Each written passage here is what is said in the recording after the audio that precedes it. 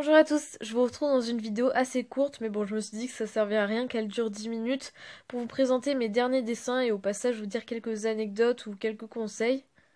Donc ce dessin c'est vraiment un coup de cœur et heureusement parce qu'il m'a pris une quinzaine d'heures à faire des petits points et clairement à la fin j'étais en train de péter un câble.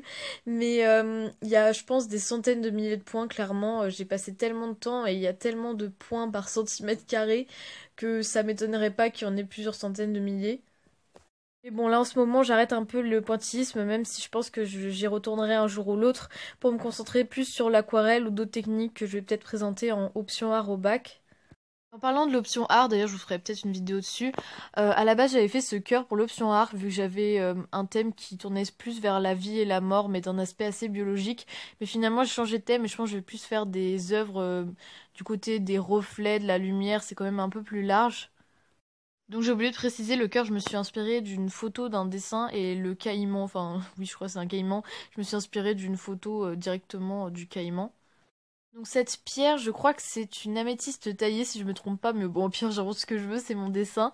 Mais je me suis fortement inspirée, voire j'ai recopié un dessin de Marcelo Barenghi, je vous mettrai sa chaîne YouTube en barre d'infos et son Instagram si j'oublie pas. C'est vraiment un youtubeur que j'aime énormément et dont je m'inspire énormément pour les dessins extrêmement réalistes.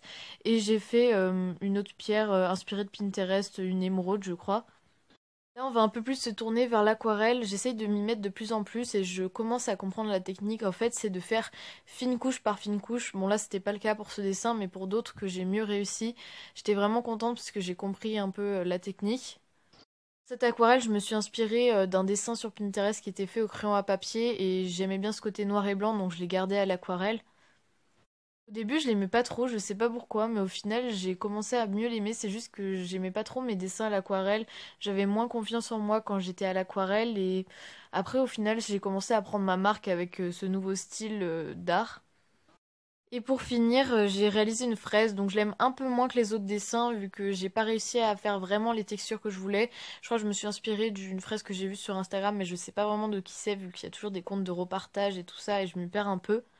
C'est toujours ma technique de prédilection, feutre à alcool, plus crayon de couleur et stylo blanc.